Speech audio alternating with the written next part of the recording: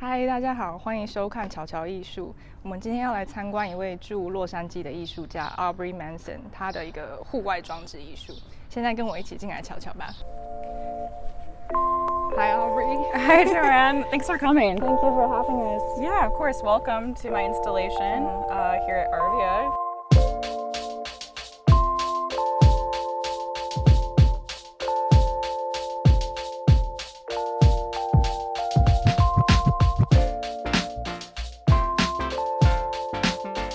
Hi, so we're here at Aubrey's outdoor installation called Faster Hammers. We're almost there. and this has been your studio for the past month. It has been my Yeah. studio for the past month and a half, a good chunk Right. of the summer. Building out in the hot Los Angeles sun. It's Yeah. been amazing. Can you tell us a bit about the space? Yeah, so the space, this is called Arvia, LA, and they've been around for a little over 3 years. They've been having outdoor exhibitions, and one thing they ask of their artists is to work with the space, work on site with the space, and which is really great because there are no rules, and they're really open to more extreme ideas. Yeah. They're definitely experimental and like to take risks overall. And you've used some of the materials here to build your piece. I didn't use what I found. Particularly working with napkins was a difficult challenge outdoors. Yeah. You deal with wind, you deal with the heat from the sun. When I was putting on the color one by one of the napkins, it kind of left the white areas out, and I worked with it because I was like, this looks more like waves to me than if this was a full-on color. So having the gradations and playing with the materiality, which were constraints that are created for me just from working on site, actually benefited the installation itself.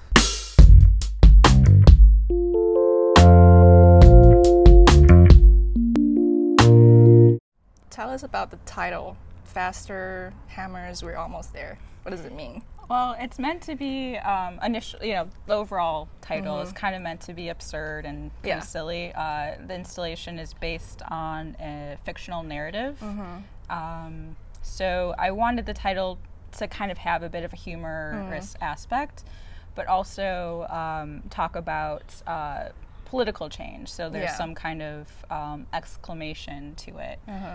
There's a urgency to it, and the hammers is kind of thematically throughout the installation and through my practice. Popular like feminist statement is smash the patriarchy. The hammers kind of become a character within the installation, part of the symbology of the installation. It's kind of been throughout my work for a few years now.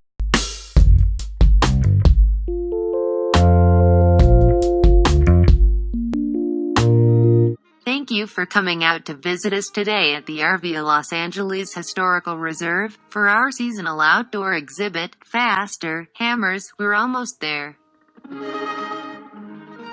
Alright, so the sound you're hearing, I wrote out a story, a fictional narrative first, and then I had actually Google Translate say it, and then recorded it from my computer. The items you are viewing here make up the remaining artifacts of a matriarchal society.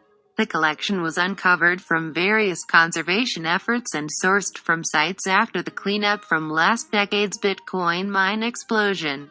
We hope to take you back to this consequential time, when equality was still being fought for in all realms, an impending climate crisis was looming. So the pools, the water are all integral to that story about the woman starting their society in these abandoned pools. The whole installation we're viewing, so we're in the future right now, and that's what the voice is. You're welcome to Arvia, Los Angeles Historical Reserve. We're in the future, and it's talking about these artifacts that were found from this matriarchal society. It gave a really good playful start to the installation and building it and creating it. So that way I had a really good platform to work with. and it made it fun, but also inspirational, and made me consider like what it is to think about feminist politics today and what that means. And we're in a Trump era administration where the Kavanaugh trial was just a few months ago. Me Too movement, a lack of an equal rights amendment actually for women still in this country. So there's all these things that contributed to the politics of this installation.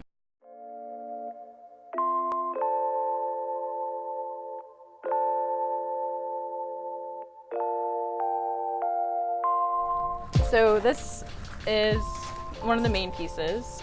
It is a pool, but the pool's expectation of it being on the ground, I like to subvert those expectations and put it up. And also somewhat of like a matriarchal birthing pool, or something that, when you think of birthing,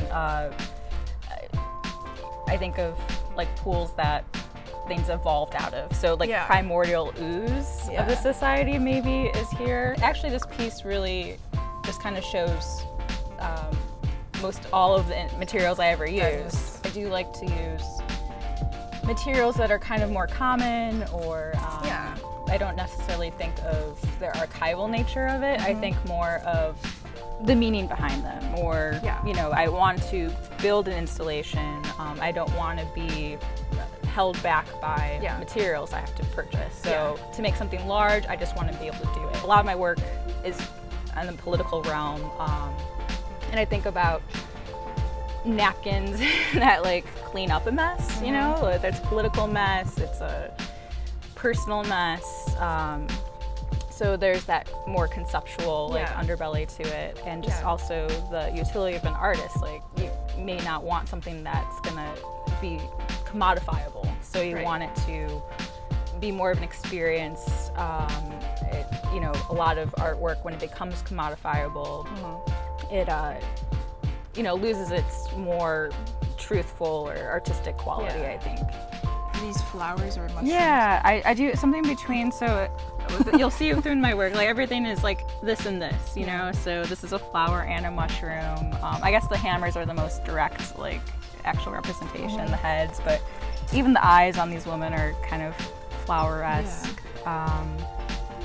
The two matriarchal heads, they're kind of this, you know, mix between a few, you know, genders here.